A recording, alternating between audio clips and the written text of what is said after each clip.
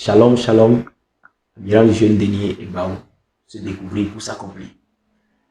En ce moment, j'aimerais vous parler de la dîme, des offrandes et des semences dans l'église, dans le corps du Christ.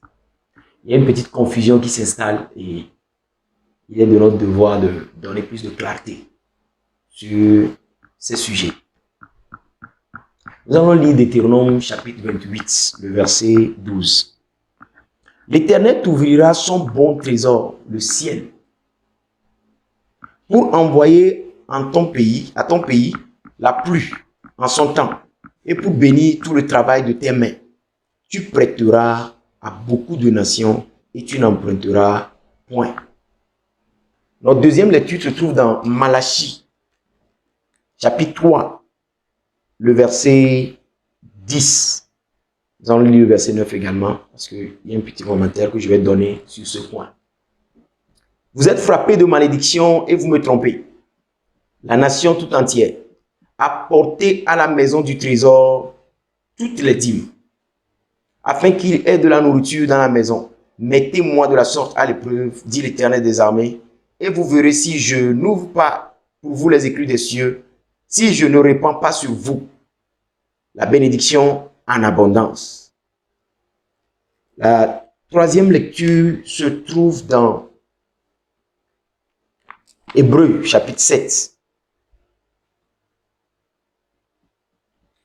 Hébreux chapitre 7 à partir du premier verset. En effet, ce Melchisédek, roi de Salem, sacrificateur du Dieu très haut, qui alla au-devant d'Abraham lorsqu'il revenait de la défaite des rois qui le bénit, et à qui Abraham donna la dîme de tout, qui est d'abord roi de justice, d'après la signification de son nom, ensuite roi de Salem, c'est-à-dire roi de paix, qui est sans père, sans mère, sans généalogie, qui n'a ni commencement ni de jour, ni commencement de jour, ni de fin de vie, mais qui est rendu semblable au Fils de Dieu. Ce Melchisédek demeure sacrificateur à perpétuité. Amen.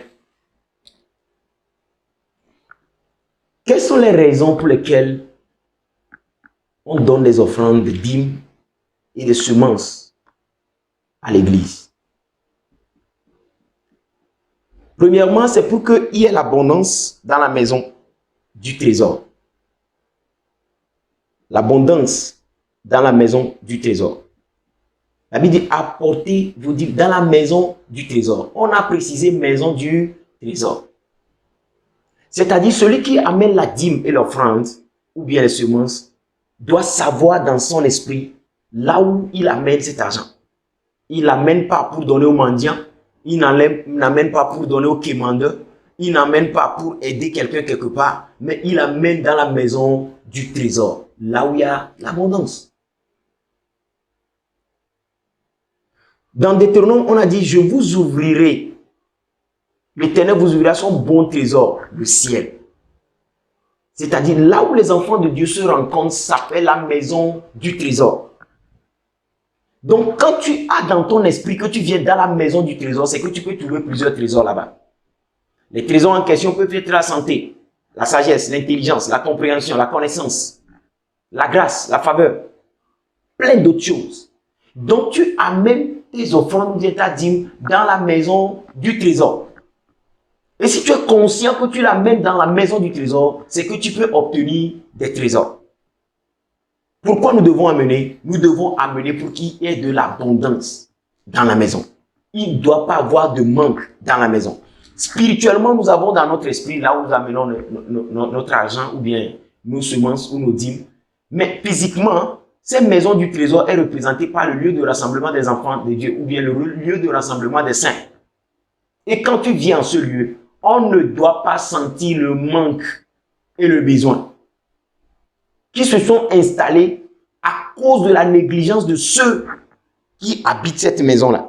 Donc la deuxième raison, c'est pour le bien-être et la stabilité dans la maison de Dieu. Aujourd'hui, la maison de Dieu est devenue comme une maison de mendicité où on quémande des choses, on demande des miettes et on a réussi à mettre dans la tête des gens que non, et il faut amener des pièces dans la maison. Écoute, Ce que l'on a semé, c'est ce qu'il moissonne. Il est de notre responsabilité de veiller à ce que la maison de Dieu soit dans l'abondance, dans l'opulence, et que la maison de Dieu soit en bon terme. Quand Dieu voit la façon dont nous prenons soin de sa maison, il saura comment prendre soin de nous. Ce que l'on a semé, c'est ce qu'il moissonnera. C'est pourquoi la Bible dit, on ne se moque pas de Dieu. Amen. À qui est-ce que nous donnons cet argent? Est-ce au pasteur? Est-ce aux gens qui vivent dans la maison de Dieu? Est-ce que c'est à ces personnes que nous amenons nos dîmes et nos offrandes? La Bible est claire là-dessus dans le livre d'Hébreux. La Bible dit que Abraham a donné sa dîme à Melchisédek. Et quand on est en train de décrire ce Melchisédek, on dit qu'il n'a ni jour de commencement, ni jour de fin. Mais il est rendu semblable au Fils de Dieu. Ce Melchisédek demeure sacrificateur à perpétuité. Et quand vous continuez la lecture dans Hébreux 7, vous allez comprendre qu'on parle là de Jésus. C'est-à-dire, Abraham a rencontré Jésus en la forme de Melchisédek et il a reconnu et il a donné la dîme. Donc, la loi est venue sous Moïse pour emprunter l'usage de la dîme. Aujourd'hui, beaucoup de personnes disent que non, on est sous la nouvelle alliance, on ne parle plus de la dîme. La dîme, c'est pour l'Ancien Testament. Il n'y a pas la dîme dans le Nouveau Testament. Mon ami, tu as lu ta Bible? Là, on parle d'Hébreu. Hébreu ne se trouve pas dans l'Ancien Testament. C'est dans le Nouveau Testament. Amen. Et dans le Nouveau Testament, nous voyons la Bible nous parler de la dîme. Et la Bible précisait que la dîme est donnée à Jésus-Christ. À qui nous donnons la dîme? Nous donnons la dîme à Jésus. Le souverain sacrificateur. Quel est le rôle du sacrificateur? C'est de prendre des offrandes et de le présenter à Dieu. Et la Bible dit quoi? Dans le verset 25 de Hébreu, il dit, c'est aussi pour cela qu'il peut sauver parfaitement ceux qui s'approchent de Dieu par lui, étant toujours vivant pour intercéder en leur faveur. Il intercède en notre faveur. Il prend des offrandes et il le présente en notre faveur. Nos dîmes parlent en notre faveur parce que quelqu'un intercède. Jésus est l'intermédiaire qui est là aujourd'hui et qui intercède en notre faveur. Voyons. Quand tu prends ta dîme et ce que tu as dans ta tête, c'est d'aller donner au pasteur. Et c'est le pasteur que tu vois. Le pasteur ne peut pas te bénir. L'église ne peut pas te bénir. Une commission ne peut bénir personne. Mais ce que nous croyons dans notre esprit, c'est ce qui constitue notre bénédiction. Nous croyons que nous apportons nos dîmes au souverain sacrificateur, qui est Jésus, qui s'est représenté comme Melchisédek devant Abraham. Abraham l'a reconnu et Abraham a fait ce qu'il faut faire. Amen. C'est pourquoi quand Jésus lui-même viendra, il va dire, avant qu'Abraham ne fût, je fus. Pourquoi? Parce que considérez combien est grand celui auquel le patriarche Abraham donna la dîme du butin. Amen. C'est-à-dire que Jésus est plus grand qu'Abraham. Abraham a reconnu la grandeur de Jésus, il s'est humilié et il a donné sa dîme. Donc, bien aimé, quand tu apportes tes semences, tes offrandes dans la maison, ne regarde pas au pasteur, ne regarde pas aux gens, mais regarde à Jésus, l'auteur et le consommateur de ta foi. C'est pas la foi que tu amènes ces semences, tu amènes ta dîme, tu amènes tes offrandes. Il est l'auteur et le consommateur de la foi qui t'amène à donner cela. Si tu le fais ainsi, je suis sûr et je crois que tu obtiendras gain de cause. Quels sont les avantages à donner sa dîme et ses offrandes dans la maison du Seigneur? Numéro 1, il y a la répression du dévoreur. Lorsque quelqu'un donne sa dîme et ses offrandes, la Bible dit qu'il va réprimer le dévoreur. Donc, le dévoreur se verra réprimé dans ta vie. Deuxième avantage, tu auras la pluie en son temps. C'est-à-dire, le retard sera brisé dans ta vie. Lorsqu'on te promet quelque chose en janvier, tu ne vas pas l'avoir en juin. Lorsque ton salaire doit te venir le 25, et il y a eu des retards, ça vient au 10, ça n'a plus les mêmes valeurs. Le retard dans les paiements fait chuter la valeur du paiement. Est-ce qu'on est ensemble? Donc, le retard ne sera plus dans ta vie. Tu auras la pluie en sa saison. Amen. La troisième bénédiction que tu as, la troisième bénédiction ou bien avantage que nous avons lorsque nous donnons nos dîmes et nos offrandes, c'est que la stérilité se voit détruite. La stérilité se voit détruite.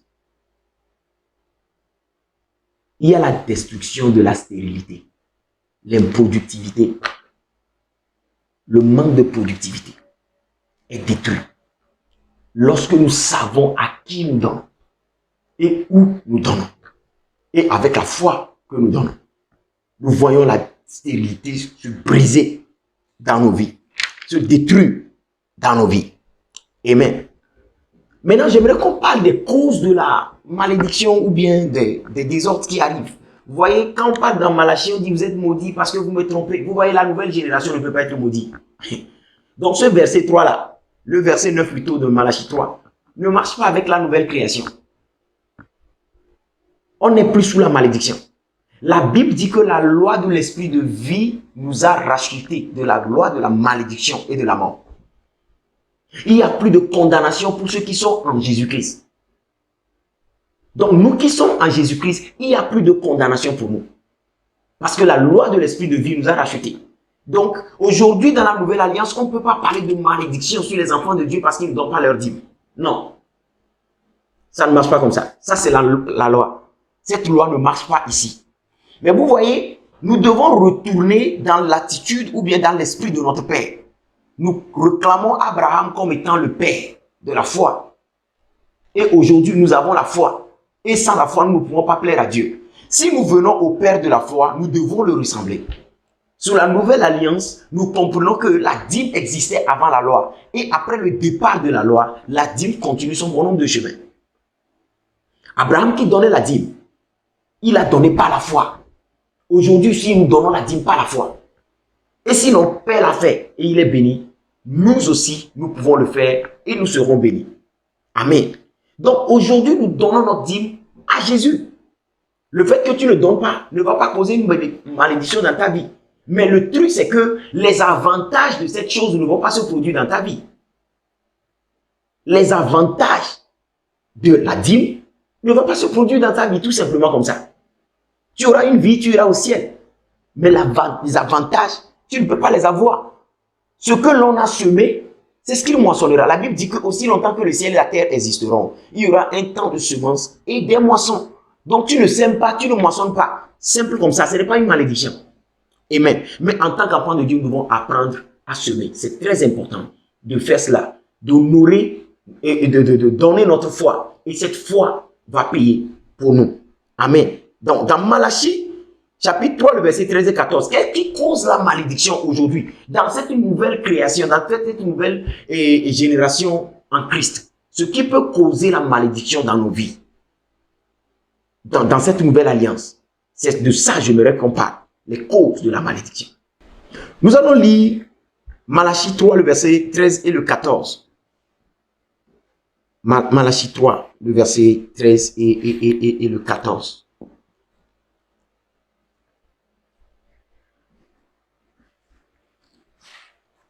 Le verset 13 dit, « Vos paroles sont rudes contre moi, dit l'Éternel.